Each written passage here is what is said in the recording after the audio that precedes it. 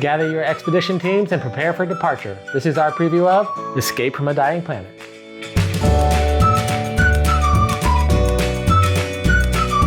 Escape from a Dying Planet is an auction bidding game where players commit cards to overcome round challenges. And what really drew me in was the artwork on these cards.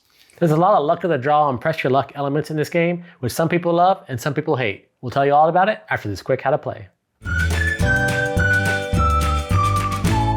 The game is played over 10 rounds, with each round having 3 phases: the challenge, the treasure, and the refresh phase. At the start of each round, players will draw 5 cards to be played during the round. Some cards will allow players to draw more cards later in the game. During the challenge phase, players commit cards in order to overcome the current challenge card's value. If a player exceeds the challenge value, they pass. If they do not, they fail and gain contamination cards equal to the danger value on the challenge cards. The player with the highest value that exceeds the challenge value gains the card.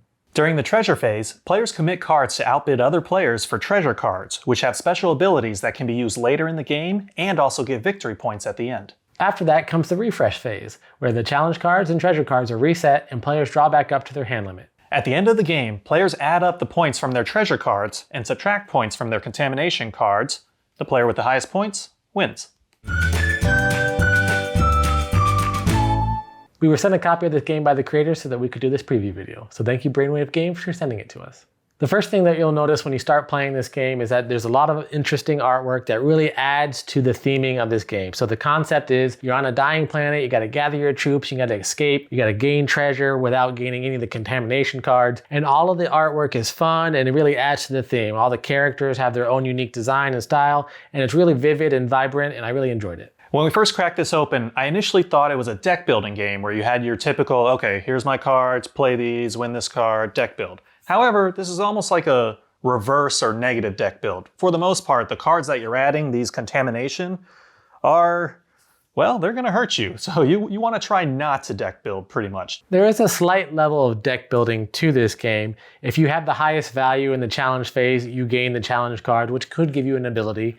Or during the treasure phase, if you gain the treasure, it could also give you an ability, but you don't really add the treasure cards to your hand. You can just use those abilities at any point. But for the most part, it's a strict auction bidding game. You have cards in your hand that have values on them, and when you have the challenge card laid out or the treasure card laid out, you're gonna bid, and the highest bidder is gonna be able to gain the challenge card, or the highest bidder is gonna be able to choose which treasure they wanna choose first. Second place will choose which card they want second. So you're faced with a dilemma. Do I pass the challenge and then forego maybe selecting a treasure, or do I just accept the contamination and then dedicate my cards to the treasure phase and then get the treasure that I want the most? At the end of the game, depending on how many contamination cards you have, there's a grid in the rule book that'll say, if you have this many contamination cards, you're gonna lose this many points. But it maxes out at a certain level. So at a certain point, once you have so many contamination cards, you're almost sort of like, well, I've come this far. And it can't hurt you in later rounds because you may draw all 5 contamination cards and not be able to play anything that round. But at the same time, it can't hurt you anymore at the end of the game because you're already losing the max value. The luck of the draw of the challenge cards really determines how you're gonna go, right? Because if the very beginning you're getting all these high challenges and your cards, you really can't do it, everyone's getting contamination. So there's not much you can do. And once you pass that threshold, it's just like, whatever. I just want treasure now. I'll just start getting the treasure. At least that's what I noticed towards the end of the game. There is a lot of luck of the draw to it, but there is that strategy of at what point do you pivot and kind of just go, okay, I just need to survive long enough and get a few more extra points here and just make sure I edge everyone else out on the final score with the treasure cards. Yeah, in the very beginning, I was very risk averse. I was trying to avoid all the contamination cards, but inevitably I was like, well, I'm just gonna get them now because there's nothing I can do about it. Don't be too afraid of getting those if you do play the game and you're like, oh no. You can play with a lot of people. There are a lot of cards that you can deal out, so you can have 8 people playing this game at a time. And I don't think it would take any longer whether you have 8 or whether you have 2 people playing, because it's a bidding auction system. So everyone plays their bid, everyone flips over at the same time, you choose the winner and you move on to the next phase. So I do think that it can move along pretty quickly. So if you're looking for a fun, quick game to start off the night, this may be a good option for you.